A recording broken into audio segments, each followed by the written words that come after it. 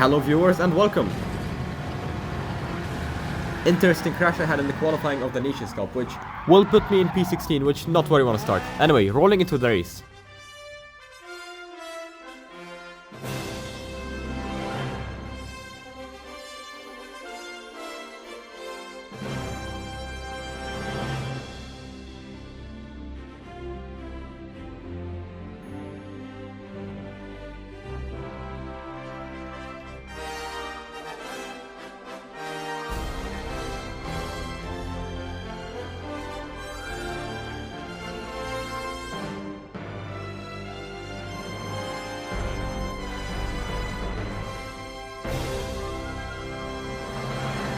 Absolute amazing intro. Now starting the final of the race, which is actually my first race, and I only did one race for this cup. I mean, yeah, the Nations Cup.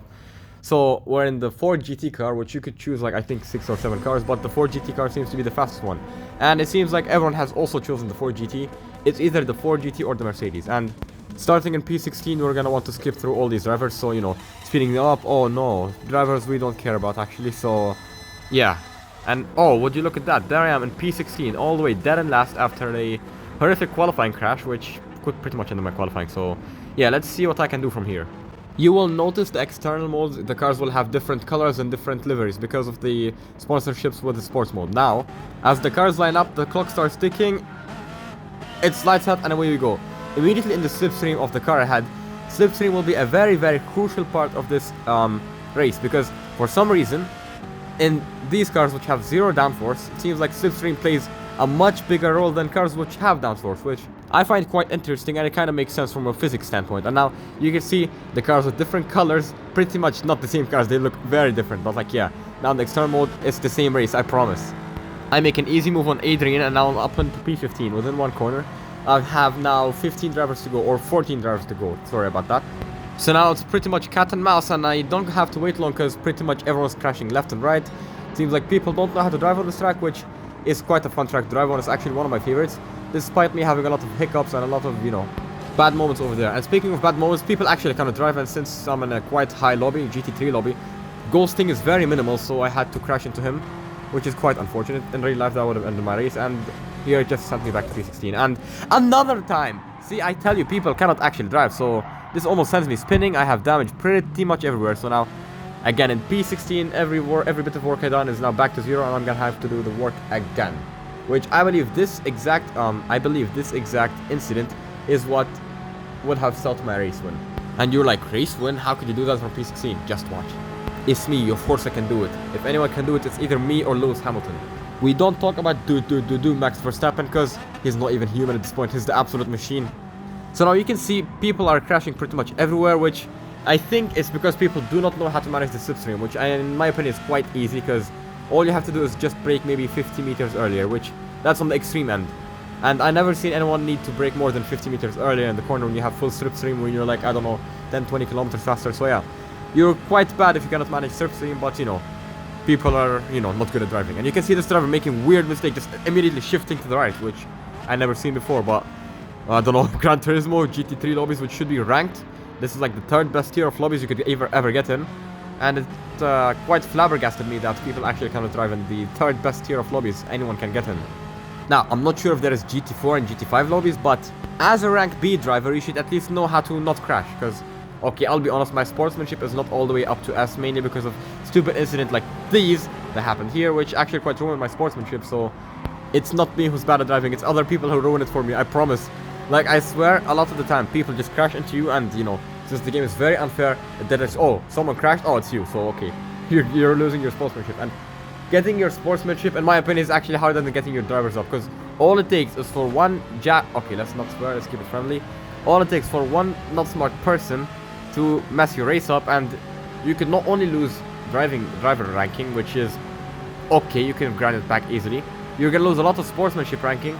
Because, I don't know, for some reason, this game is so harsh with sportsmanship. Anyone whose sportsmanship is A+ or S, I actually have truly respect for you. Because through my, pretty much, I've been playing this game for about a year, I never managed to get my sportsmanship over an A. Because I have no idea, it's just, I don't know. I tried to play it clean, someone crashed into me, it's impossible to get my sportsmanship up to S. It's just it's not only that you have to drive clean, you have to also avoid other drivers. So not only you have to drive clean, you have to avoid other drivers, you have to sacrifice your race for, you know, others' idiocy. Is the word idiocy.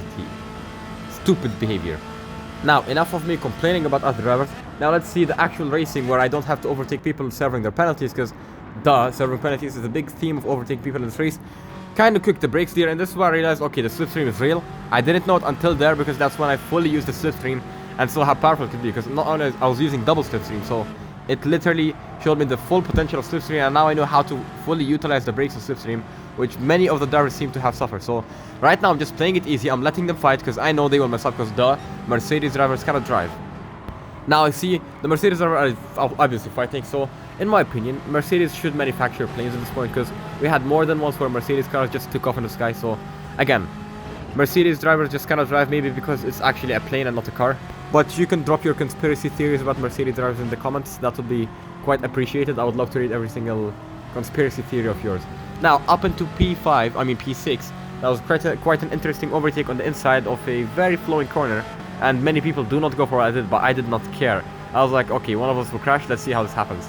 So you need to have this kind of mentality to do this kind of stuff, because if you have the mentality of, oh, let's keep it clean, I don't want to be rude, you're gonna end up in last, or like not in last, but like, you know, you're gonna end up as, you know, a middleman, the average. If you want to be the top, you have to be rude, because like you got Michael Schumacher, not a clean driver by any means. I mean, he was quite clean a lot of the time, but like, you know, a lot of the times it's either die or win. So if you don't have this mentality, you're gonna end up in the middle field, and that's what you need to do in racing. Now almost in every corner you can see me going for the crazy sorts of moves, and I was like, okay, I'm doing it, I don't care, I'm doing it, I need to get there. I can't lose my driver points. I just want to grow my driver's point, because not only am I competing for people in this race, my teammate is also doing this race, and in the Yas Heat Academy I'm kind of competing with two other drivers, which probably two of us will get sacked, so only one of the drivers will make it to the full team, which it needs to be me, okay? I want to be in the full academy team. It's my dream, I'm making it happen. So yeah, I can't be second to them, because I know two of us will get sacked and only one of us will make it. So yeah, I cannot lose any driver points by any means. I need to do whatever it takes. It's literally do or die at this point. So you can see me going for crazy overtakes, doing some insanely smart maneuvering, being very smart with the overtakes, being very smart with the slipstream, managing slipstream very well, and you know, being dirty where I can, you know. I'm not saying be a dirty driver, but you know, if you're how do I say it? If you're rude, it's fine, but not dirty, okay? So there's a difference between rude and dirty. Rude is like literally die or win, so that's what I'm doing, okay? Don't be a dirty driver where you push drivers out the way, okay? Don't be like them. Be rude, okay? That's acceptable. Be rude. A lot of the time when I'm racing with rude drivers, I understand them, because I'm one of the rude drivers. But I'm never, you know, I'm never crashing into people purposefully. And now you can see me and the Mercedes P6 battling it up into the hairpin corner, which is actually my most favorite corner. I'm actually the most confident on this corner. I don't know why. It just sticks with me so well. And you can see him utilizing the perfect entry to get the perfect exit. And you can see just how much better my exit is compared to the Mercedes. And of course, I use his door to guide my car into the front and, you know, get the slightly better acceleration you get from straightening the wheel.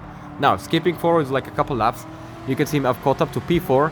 It seems like he made a mistake and I could use his slipstream for a bit, but I don't think I'm going to use the slipstream for long because I already overtook. So now into the flowing corner, he seems like he dipped his wheel on somewhere which we shouldn't, so I think that's a penalty for him, but I'm not too sure. Now onto this corner, you can see he quite outbrakes me and hits me out the way. And again, that's called rude driving, not dirty driving. And I actually quite appreciate people who race the same way I do, because, come on, it gives me a race, gives me the feeling of, you know, adrenaline and being alive. And now he pushed me into the wall, which is not clean, but come on, it's somewhat acceptable. And now I kind of did something that's a little rude. I swerved a little bit, so the car behind me gives me a bump draft. So, yeah, a lot of questionable tactics. I think that's why maybe my sportsmanship won't go up. But now, you know, making crazy dive into the hairpin again. You can see me making it stick, and the driver behind me making an even crazier dive and making it stick. Basically copying me, but doing it a little better. So now I've got the slipstream of the driver ahead. So this actually puts me in the best position I could be, because now I have the slipstream of the driver ahead, so the drivers behind me don't catch up as fast. So this is literally the best position I could be in, so I think I'm gonna give him the bump draft. I'm not too sure, will I fight it? No, yeah, I will fight it. So now I'm pulling aside him, and now with the extra speed you have, this is where mistakes are to be made. You have to brake like earlier than where you usually do, and you need to perfectly judge your braking point, and I did that so perfectly. You can see I just pulled so much of a gap compared to the Mercedes van. I don't know if it's just the difference in the cars or just the difference in driving style, because I've seen Mercedes cars that make that stick, but Usually the Mercedes car is a little heavier, so they have to brake a little earlier. So now, skipping a couple laps again, you can see I caught up to P2 and 3. So now I'm on the double slipstream of both cars I had, and the car, of course, the double slipstream is more powerful than one single slipstream. So I gave the P3 car a bump draft, and I basically said, let it rain, let them fight, and I'm gonna capitalize over the fighting they have. So, you know, I sent it on the brakes. I didn't expect it to be this smooth, but like, you know, a bit of contact between me and P2, which gives me a very good position. I kind of use him as a brake, which is not very nice, but you know, it's it's acceptable. It's on the edge of being acceptable from a racing driver. So now I go up into P2, which is, who would have guessed, starting in P16, I never could have guessed I would end up here. And now you can see, that's why I say, if not for that incident, I would end up in P1, because P1 is only 3 seconds off, and I'm actually quite faster than him in many of the corners. It's just that I served 2 penalties, which made me be equal to him. So, good race.